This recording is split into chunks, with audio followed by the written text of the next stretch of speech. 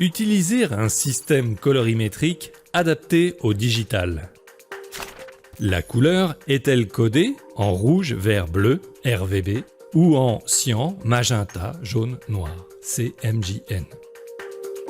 Dans le second cas, il s'agit d'un codage adapté à l'impression de documents sur du papier et non au numérique. En effet, dans le domaine de l'imprimerie, on utilise de la matière, de l'encre, pour créer de la couleur. Soit avec un mélange d'encre pré-réalisé, on appelle ça un ton direct, Pantone en est l'illustration la plus connue, ou bien encore la couleur des métaux, comme l'or ou l'argent. Soit en superposant un pourcentage des trois couleurs élémentaires, le cyan, le magenta et le jaune, auquel on ajoute un pourcentage de noir. On appelle cela la quadrichromie. Par exemple, C à 100%, M à 100%, J à 100%, N à 100% est le codage correspondant à un noir profond. C0, M0, J0, N0 égale 0 matière sur le papier, égale la couleur du papier. Un exemple de bleu, C à 100%, M à 100%, J à 0% et N à 0%. Ce système est appelé synthèse soustractive car on réduit la lumière du papier en y ajoutant de la couleur. Donc si votre charte graphique n'a pas été adaptée au digital, les couleurs y sont codées en CMJN ou en Pantone. À ce moment-là, il faudra trouver leur équivalent en mode RVB. De nombreux outils de conversion existent sur Internet, mais parfois le rendu écran des couleurs trouvées n'est pas tout à fait satisfaisant. Il faut alors réajuster légèrement certaines valeurs. À savoir, les couleurs écran varient en fonction du calibrage des écrans. Ne soyez donc pas surpris d'avoir des rendus un peu différents entre un écran et un autre. De même, méfiez-vous des nuances trop fines entre les couleurs ou des couleurs trop claires qui pourraient ne pas être visibles sur certains écrans ou à la vidéoprojection.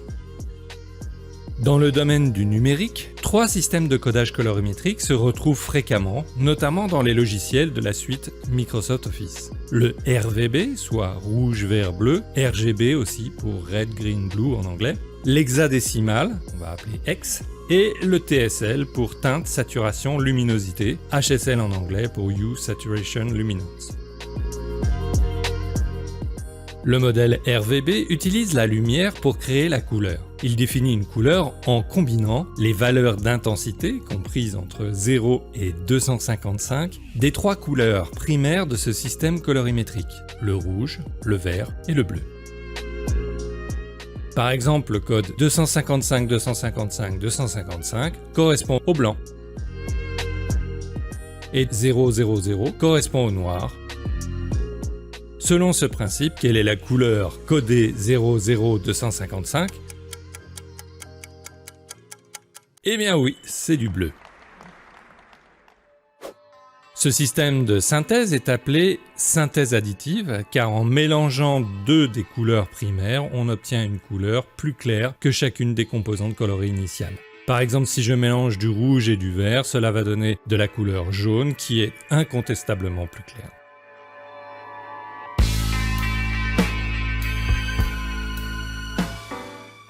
Le modèle colorimétrique hexadécimal, X, est un autre mode de codification des couleurs écran. Il est très utilisé dans la production de sites web. Ce système utilise 3 séries de 2 symboles parmi 16, chiffres de 0 à 9 et lettres de A à F, pour coder une couleur. La première série correspond au rouge, R, la deuxième au vert, V, et la troisième au bleu, B. L'ensemble est précédé d'un dièse, pas d'un hashtag, d'un dièse. Par exemple, le noir, soit l'absence de couleur, est codé dièse 000000.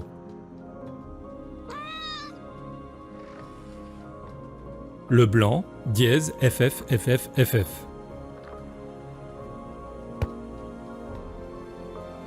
Le bleu, dièse 0000FF.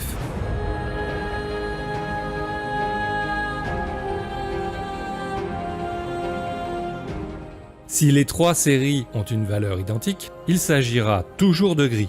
Exemple, dièse CCCCCC ou dièse EBEBEB. Il est intéressant de connaître les équivalents en codage hexadécimal de vos couleurs RVB pour accélérer la production dans certains logiciels. En effet, il est plus facile de faire un copier-coller d'un code hexadécimal que de copier et coller successivement la valeur R puis V puis B.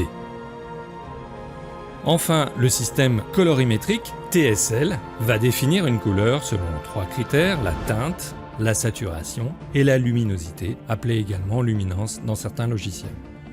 Le modèle TSL est dit perceptuel car il se rapproche fortement de la perception physiologique de la couleur par l'œil humain.